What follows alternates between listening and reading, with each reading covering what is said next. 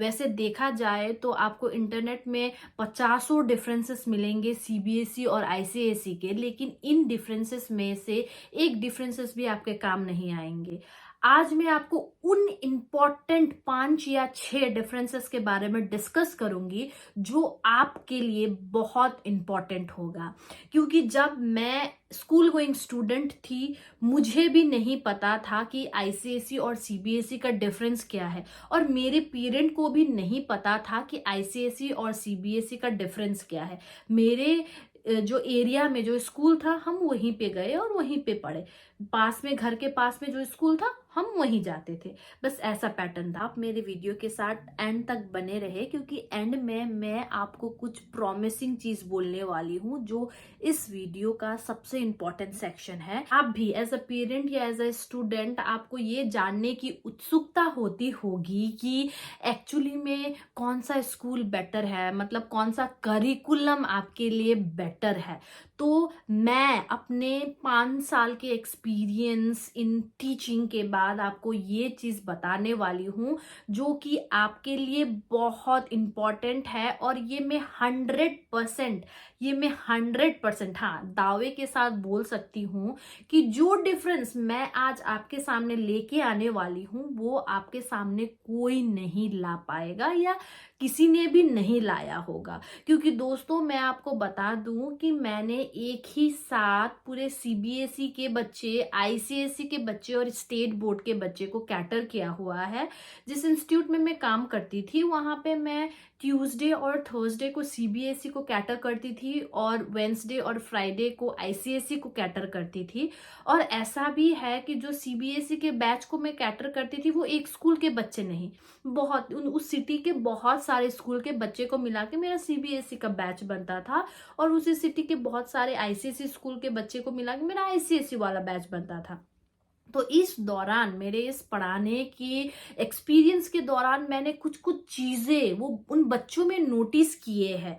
तो वो चीज मैं आज आपके सामने रखने वाली हूँ, और जो ये मेरा एक्सपीरियंस है आपके साथ, वो फ्रेश है, वो जेन्यून है, वो कहीं से भी कॉपी किया हुआ नहीं है। इसीलिए इसको बहुत ध्यान से सुनिए, आपका ये बहुत काम आने वाला है। आपको एक्चुअल फैक्ट जानना है कि दोनों करिकुलम के बीच में, दोनों बोर्ड के बीच में क्या डिफरेंस है जो आपको काम आने वाले हैं।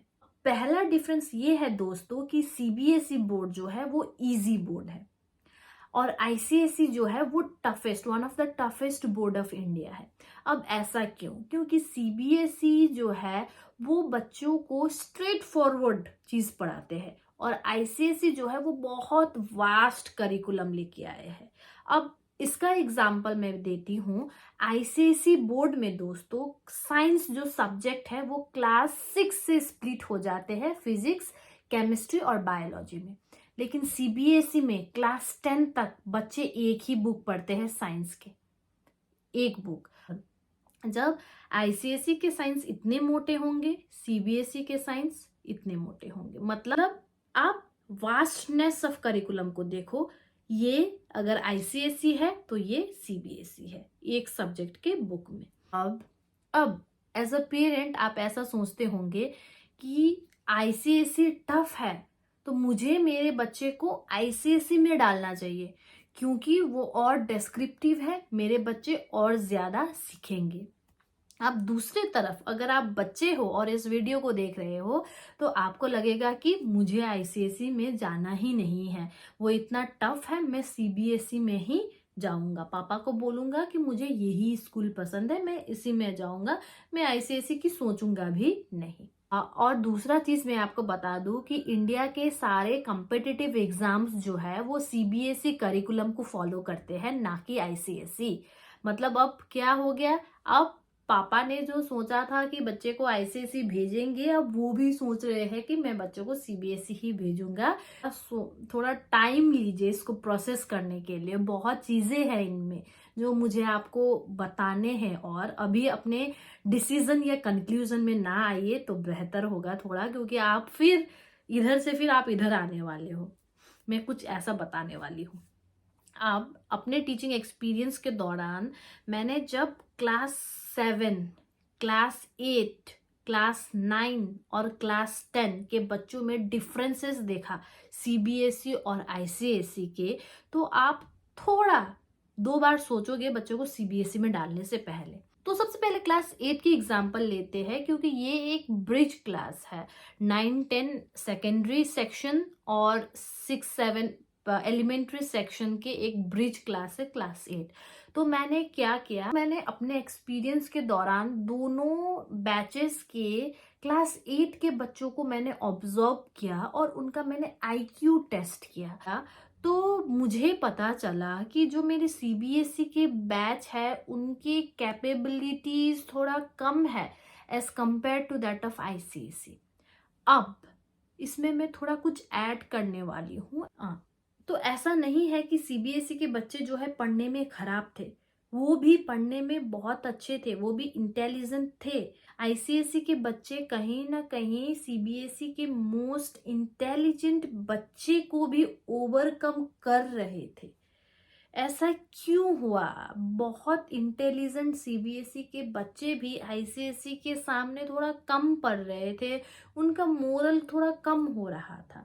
ऐसा इसीलिए है क्योंकि जो बच्चे आईसीएसई स्कूल्स पढ़ते हैं उन्हें क्लास 6 से ही ज़्यादा मेहनत करने की आदत हो जाती है, ना ही क्लास 6 क्लास 5 से ही उन्हें ज़्यादा मेहनत करने की आदत हो जाती है। तो ज़्यादा मेहनत करते करते उनमें जो स्टडिंग की कैपेसिटी होती है, उनमें जो चीज़ों को लेने की कैपेसिटी होती है वो ज़्यादा हो जाती है। अब सीबीएसई को वहीं पे अगर ऑन द अदर हैंड हम देखें तो उनका करिकुलम कम होता है। उनको बचपन से ही मतलब क्लास 4 से ही जब वो पढ़ते हैं उनको थोड़ा पढ़ने से ही अच्छा मार्क्स आ जाता है, वो पूरा पेपर कंप्लीट कर पा रहे हैं, उनको अच्छे ग्रेड्स आ रहे हैं, उनको शाबाशियाँ आ रहे हैं, तो वो उससे ज़्यादा नहीं पढ़ पा रहे। ऐसा तो नहीं है कि वो नहीं पढ़ पा रहे, लेकिन उनको उनमें पढ़ने की वो जो भूख है, मतलब वो और ज्यादा मुझे पढ़ना होगा, इससे नहीं होगा और इससे भी ज्यादा मुझे वो नहीं हो रहा। आईसीएसई के बच्चे कितने ज्यादा भी मेहनत करे उनको कम पड़ रहा है, क्योंकि आईसीएसई का सिलेबस ही वास्ट है कि उनको बहुत एक्सट्रीम तक जाना पड़ रहा है अच्छे मार्क्स लाने के लिए। अब इससे क्या हो रहा है कि डे बाय डे जब आप उस स्टेज में पहुंच रहे हो क्लास 9 या 10 तक, तब क्या हो रहा है कि कैपेसिटी जो है आईसीएसई के बच्चे के इंक्रीज होते हुए देखने को मिलती है और सीबीएसई के बच्चे को डिक्रीज देखने को मिलती है। अब जब क्लास 9 और 10 के करिकुलम के बात करें, सीबीएसई और आईसीएसई में बहुत डिफरेंस है टफनेस के मामले में। आईसीएसई के बच्चे सीबीएसई का करिकुलम पढ़ते तो उन्हें बहुत इजी लगता। अब सीबीएसई जितना इजी है, बच्चे सीबीएसई वाले बच्चे को वो ही थोड़ा टफ लग रहा है, जो कि आईसीएसई वाले बच्चे को बहुत इजी लगता। तो ये तो हुआ आईसीएसई का पॉजिटिव कि वो बच्चे को अपने एंड पोटेंशियल तक काम करने में हेल्प करता है। मतलब उसका करिकुलम ही इतना टफ और वास्ट होता है कि बच्चे एक्सट्रीम तक मेहनत करते हैं और इसीलिए उनका आईक्यू और उनका कैचिंग पावर और उनका स्टडिंग पावर भी ज्यादा ब्रॉड होता है as compare to that of CBSE. अब उसका पॉजिटिव तो आपने देख लिया, अब नेगेटिव आप सुन लीजिए। अब आईसीएसई का करिकुलम इतना वास्ट और टफ भी होता है कि बहुत सारे एवरेज बच्चे जो है वो ध्यान से नहीं पढ़ पाते उसको। ये बहुत इम्पॉर्टेंट फैक्ट है पेरेंट्स को या स्टूडेंट को जानने के लिए कि अगर आप एवरेज स्टूडेंट हो तो आप सारा करिकुलम को नहीं ले पाते हो। इससे क्या होता है कि आपको हाफ ही नॉलेज मिलते हैं। क्लास 7 में आपने बस पास होने को पढ़ा, आपको बस हाफ नॉलेज मिला। 8 में पास होने को बस पढ़ा, हाफ नॉलेज मिला। 9 में बस पास होने को पढ़ा, हाफ नॉलेज मिला। अब 10 में जाते जाते आप पूरे सिलेबस को कवर ही नहीं कर पाओगे, क्योंकि आपने तो स्टार्टिंग से ही हाफ नॉलेज लिया हुआ है, क्योंकि आप पूरे करिकुलम को कवर नहीं कर पा रहे थे। राइट। तो ये सिनेरियो है। लेकिन सीबीएसई बोर्ड में क्या होता है कि एक एवरेज बच्चा भी अपने करिकुलम के सारे कुछ ग्रैस्प कर पाते हैं, सब कुछ पढ़ पाते हैं, सब चीज़ों के उनमें जानकारी होती है। तो जब तक वो 9 और 10 में पहुंचते हैं उन्हें सारे टॉपिक के थोड़े थोड़े कुछ ना कुछ चीज़ों की जानकारी होती है जो उन्होंने अपने पिछले क्लास में पढ़ा है। तो इस सीबीएसई के लिमिटेड सिलेबस को अगर आप अच्छे से पढ़ोगे तो आपको कुछ नहीं चाहिए। आप कॉम्पिटिटिव एग्जाम्स भी क्लियर कर सकते हो, आप गवर्नमेंट जॉब्स के एग्जाम भी क्लियर कर सकते हो। मतलब एक सीबीएसई एक कंप्लीट पैकेज है जो इजी भी है, क्रिस्प भी है, अकॉर्डिंग टू द पॉइंट भी है, और आप उसके सारे सिलेबस को कवर भी कर पाते हो, और वो कॉम्पिटिटिव एग्जाम्स के लिए भी अच्छा है। लेकिन आईसीएसई का सिलेबस ही इतना वास्ट हो जाता है कि आपको एक जो पोर्शन है वो पूरा छोड़ के आप बस एक पोर्शन की तरफ लग जाते हो पासिंग मार्क्स लाने के लिए। लेकिन अगर आप वहीं पे थोड़ा टैलेंटेड हो, या आपने अपने जो ब्रेन के पोटेंशियल है उसको पहले से ही इंक्रीज किया हुआ है, तो आईसीएसई के करिकुलम आपके लिए बहुत बेटर है हायर क्लासेस के लिए, क्योंकि तब तक आपका नॉलेज और स्टडिंग पोटेंशियल या जो नॉलेज गेन करने का, एक्वायर करने का पोटेंशियल इतना वास्ट हो चुका होता है कि आप बाद में कुछ भी चीज़ को ग्रैस्प कर पाते हो, क्योंकि आपने पढ़ा ही अपने इनिशियल लेवल में इतना टफ चीज़ होता है कि बाद में आप दूसरे चीज़ों को ग्रैस्प कर पाते हो। आईसीएसई में प्रैक्टिकल्स के भी ज़्यादा इस्तेमाल होते हैं, इसमें प्रैक्टिकल का भी बहुत ज़्यादा वेटेज होता है। बोर्ड्स एग्जाम में 20% वेटेज तो इसमें प्रैक्टिकल का है। अब सीबीएसई में वहीं पे प्रैक्टिकल का वेटेज कम है as compare to that of ICSE. मैंने इस वीडियो में लगभग आईसीएसई और सीबीएसई के डिफरेंसेस उतने कवर कर लिए हैं जो एज अ पेरेंट या स्टूडेंट आपको जानना है। आपको चूज करना है कि आप किस टाइप के स्टूडेंट हैं और आपको कौन सा करिकुलम पढ़ना है।